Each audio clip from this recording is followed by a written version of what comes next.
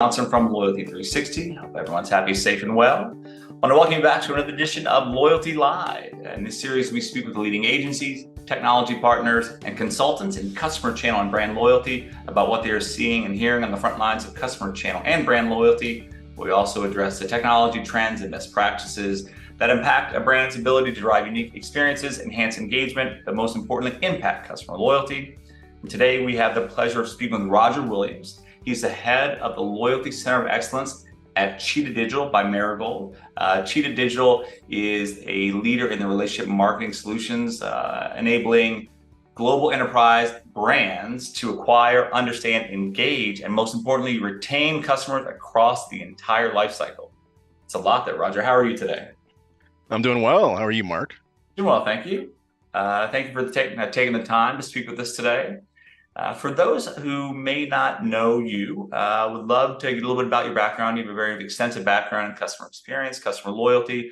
Maybe tell us a little bit about your current role at Cheetah and maybe even a fun fact or a passion you have outside of work. Sure, absolutely. So I've worked in loyalty for over 25 years. A lot of that has been in the airline space. Started my career as an airline frequent flyer manager and worked in consulting and technology for airlines for many years, mostly around the loyalty, ancillary revenue, and customer experience space. So most recently, I've worked for Marigold, and we're really just going by Marigold now. It's kind of like when Prince changed his name, right? It's a beautiful thing, and been here at Marigold for 2.5 years, and really working in the strategy space. I also led one of our client success teams and back into strategy, developing the Loyalty Center of Excellence. Little known fact, or maybe some people do know, but fun fact about me is I do live in Colorado in the mountains. So in my spare time, I like to operate heavy equipment, excavators, backhoes, tractors. I have to maintain my own road. So yeah, it's kind of random. People are just like, really? Oh, you know how to do that? And it's a lot of fun. That's awesome. Hopefully you don't do what that one actor did last year when he was plowing his driveway. No, yeah. Yeah. Hopefully not. No, that'll be good. Cheetah Digital, now Marigold. Can you talk a little bit more about what you guys do for those who may not know kind of the offerings that Marigold has, what brands you work with and what you do for them, how you create unique engagement and drive brand loyalty? Sure, Mark. So we mainly work with retailers and restaurants. As far as restaurants, really including fine dining and QSR. We do so we have a broad portfolio of products, including messaging. We are a large world-class enterprise messaging company, but of course we do have a large loyalty footprint. So the entire thing has come together under what we like to describe as relationship marketing. Certainly, it's a familiar term that goes back quite far, but really our point of view on that is about delivering personalized experiences for your customers in the moments that really matter to them.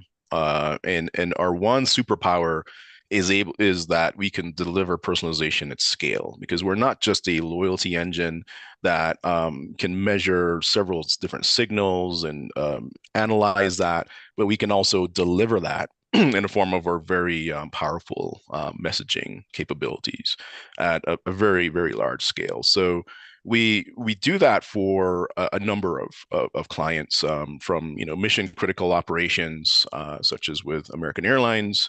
If you're going to get a departure email, likely that's coming from us. And certainly on the loyalty side of things, we've worked with and we work with several large brands that you know and love. Excellent. So when you look at customer loyalty, I know you just released the state of brand loyalty in the US for 2023. Which spotlights some exclusive data on latest trends in customer loyalty that you're seeing. Can you give us a high-level overview of the report, maybe some key findings?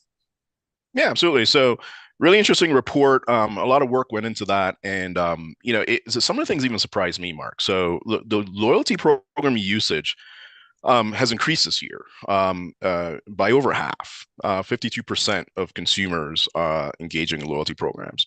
And what's really interesting is that more and more consumers are craving personalized experiences and unique brand experiences than ever before. And you and I have been at conferences for many years. We've heard personalization for a long time, but the demand from consumers continues to be there, where they really want that personalized experience.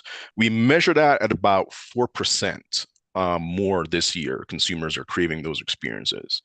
So what does that really mean, right? And one of the things that we discovered from surveying these folks is that about 72% of consumers, they're really prepared to put their money where their mouth is and pay more to purchase from their favorite brand.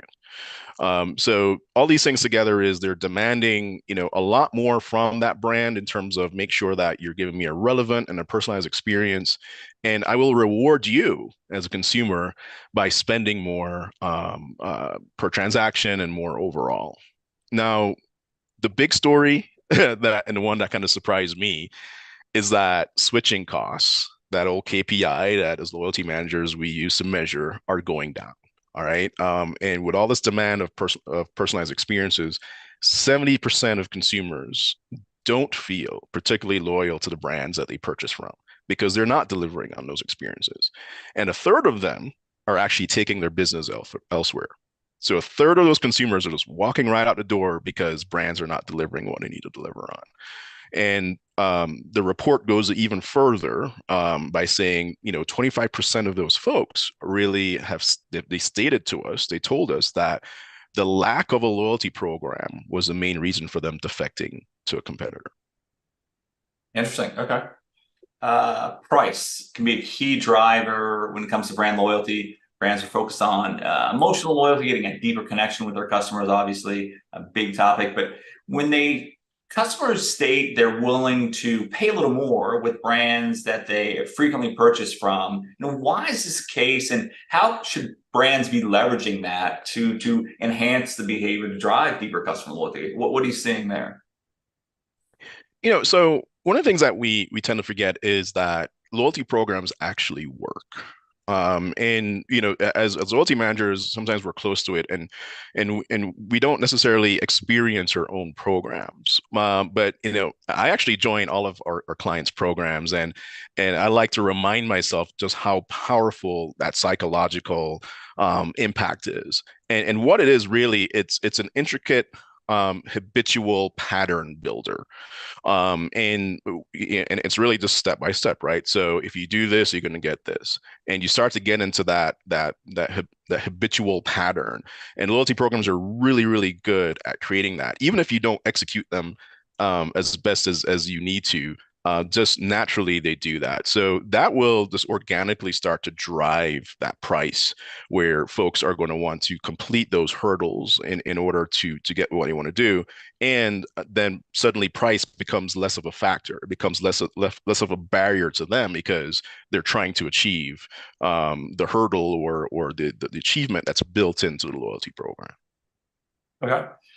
In the report, you noted that a third of U.S. consumers have switched away from a brand that they previously liked to buy from, and they had some sort of affinity for, citing better online experiences with some of their competitors, better brand purpose, loyalty program is better overall, more aligned from a customer value proposition. How can you get brands, or how should brands be looking at that? Because still there's a big push and focus on acquisition, correct? Yeah, there's a really big push in acquisition, and we see that over reliance and acquisition all the time.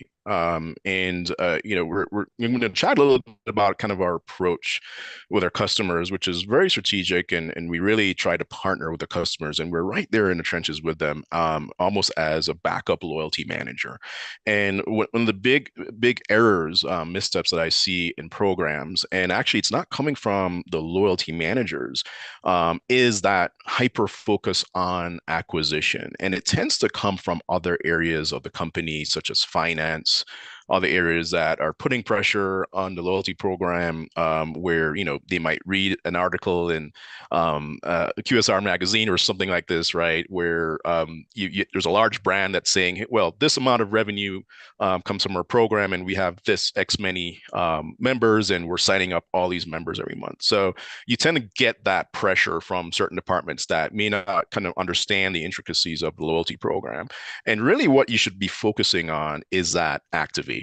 Because when we look at the programs that are hyper focused on acquisition, it falls off a cliff, Mark. I mean, you can sign up people all day long, and then they may have that one transaction in which you contextually sign them up, or they have no transactions at all. And a lot of the reports that I've seen, it's just that it falls right off. So we really, would prefer for you to look at that second activity activation. There are a number of journeys, there are a number of techniques that we make available to our partners, and our strategy department does a great job of really getting in there, engaging, and kind of realigning the priorities, and helping our very esteemed loyalty managers to fight that fight, if you would. Yeah, absolutely. And I think too, as you mentioned, acquisition is one thing, but customer loyalty is a journey, as you mentioned, right? You have to have that dedicated and committed focus to it and on it, because if you cut that, or emotional loyalty processes, or any kind of that engagement strategies, they're cut, they can obviously have a short-term benefit in the financials, but long-term, it's going to have a deleterious impact on the brand. So I think the focus on retention, customer loyalty, listening to your customers, like you guys do, is very important for sure. So when you look at this focus on acquisition, how can brands pivot towards retention? Because that can be a mindset focus sometimes, right? Can you provide some examples of brands who have successfully refocused their efforts on retention and customer loyalty? Yeah, absolutely. Another example that I've worked on personally, with loyalty and really driving that personalization, looking beyond seeing how can we get more out of a customer, is relevance. And that example is with American Airlines. And you probably heard me give this example before. We did a promotion for them, a couple of years back, that used zero-party data, or data that essentially things that customers tell us.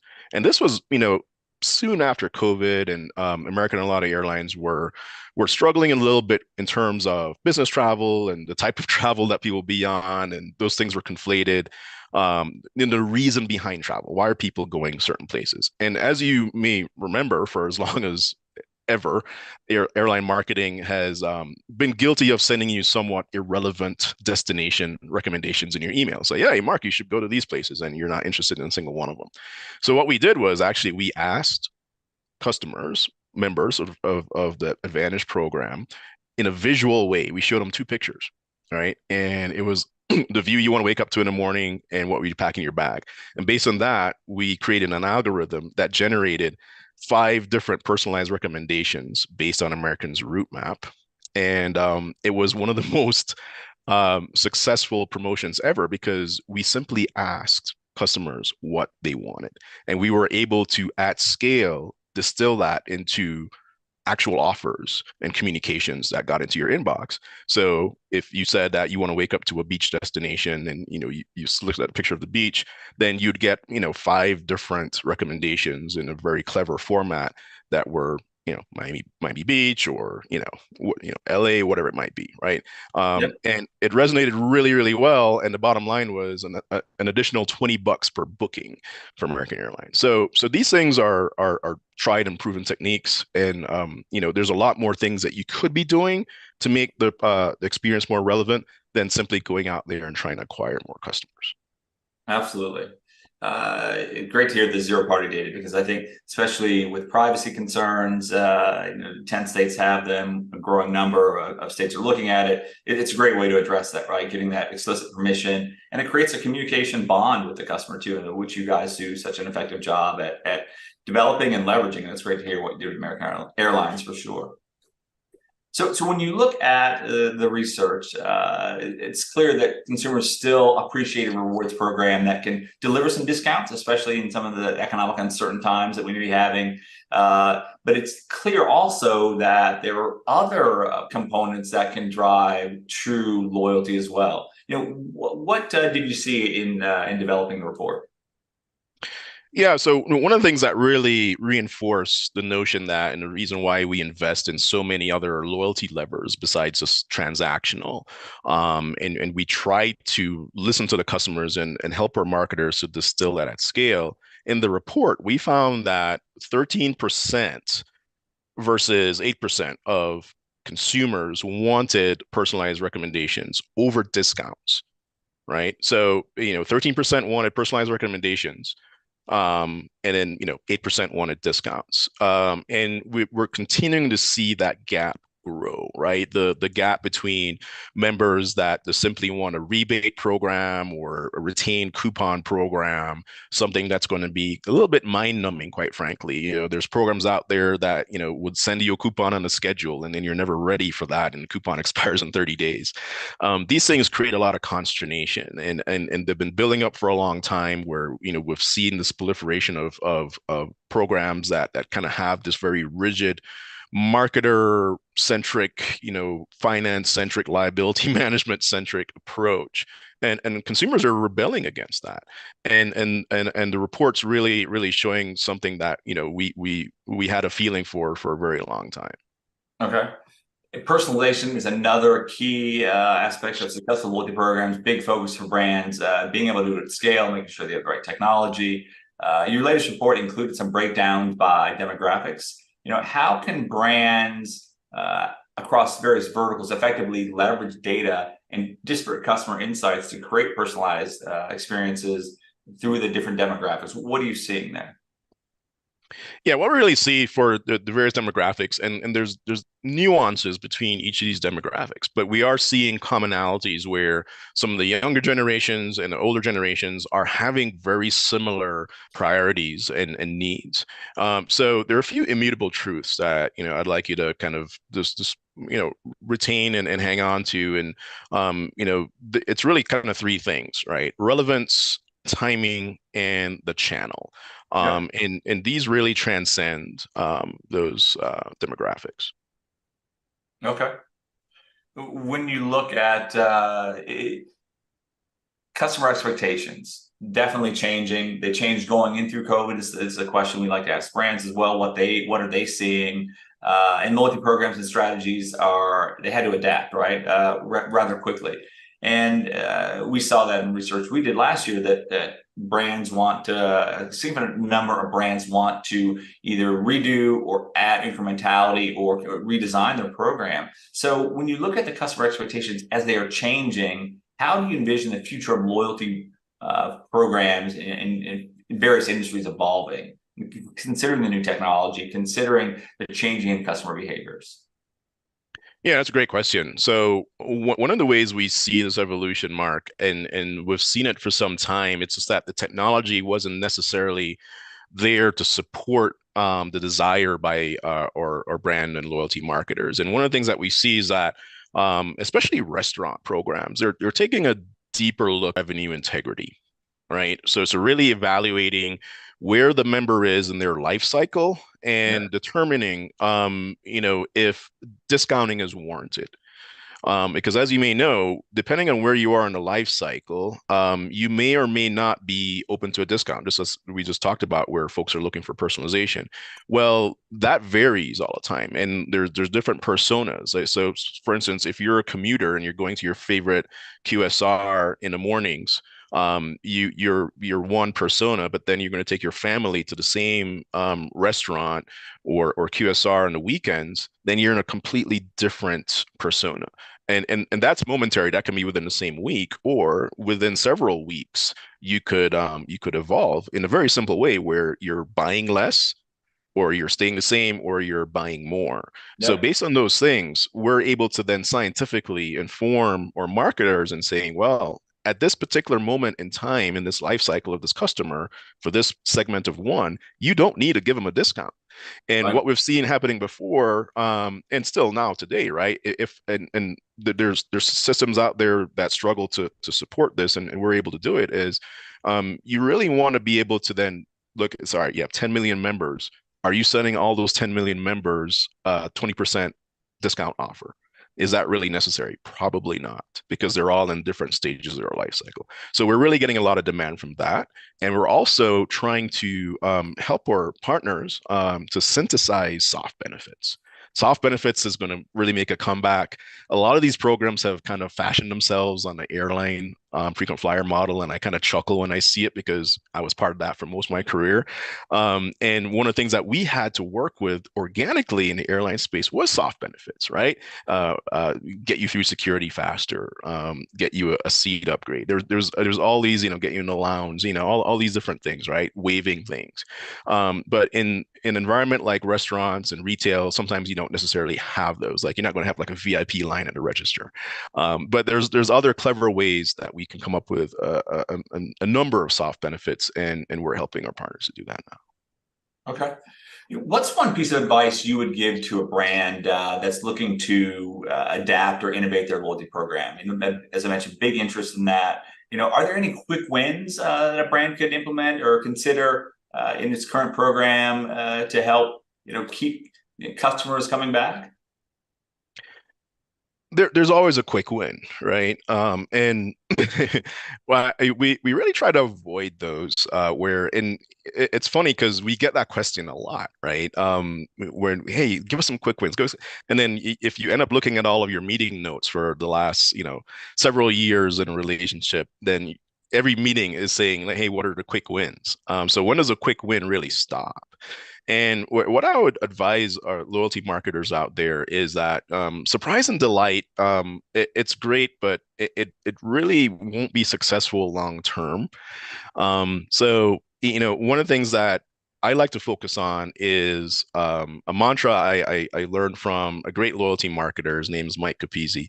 And it goes a little something like this, where tell your members what you plan to do, and then remind them what you just did when you deliver on that. And that is really important to really reinforce that habitual patterns that we talked about earlier, where we sometimes underestimate the power of incentives and folks driving towards that. And simply then communicating that and putting it in a predictable construct is way, way more powerful than quick wins.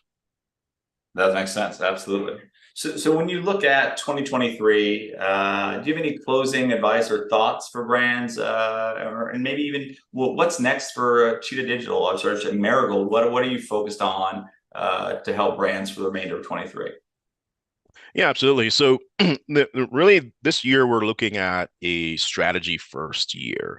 So for a very long time, we've had a professional services organization that are very talented. I'm part of that organization as far as strategy. And really, for the first time, our leadership has really put us front and center, and we're leading strategy first, where in all of our partnerships, from whether or not we're going to discuss early on if you'd like to consider what we have to offer, or you're a long time customer of ours, client of ours, then we're really just leaning in with strategy.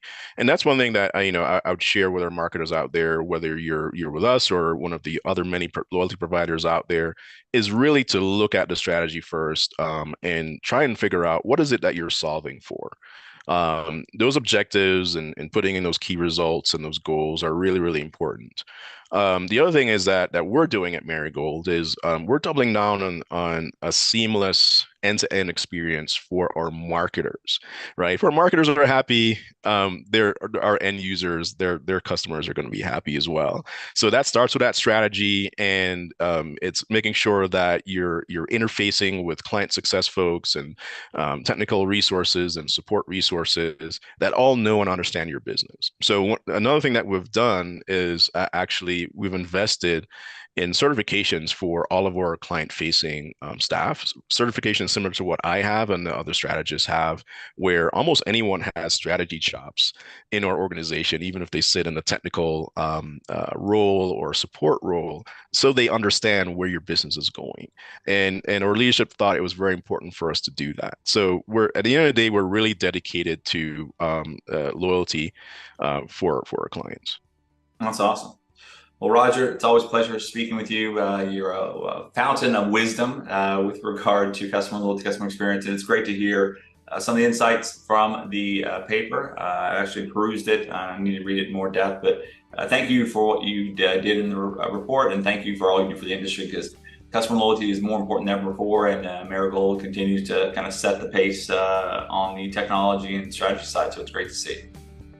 Mark, it was my pleasure, and thank you so much for the great work that you do in your organization. We really appreciate it. It's always great to be here. Absolutely. Thanks again, everyone, for joining in. Make sure you access and download a copy of the report. I think the link will be in the notes. And have a wonderful day. And join us back for another edition of Loyalty Live soon. Thanks.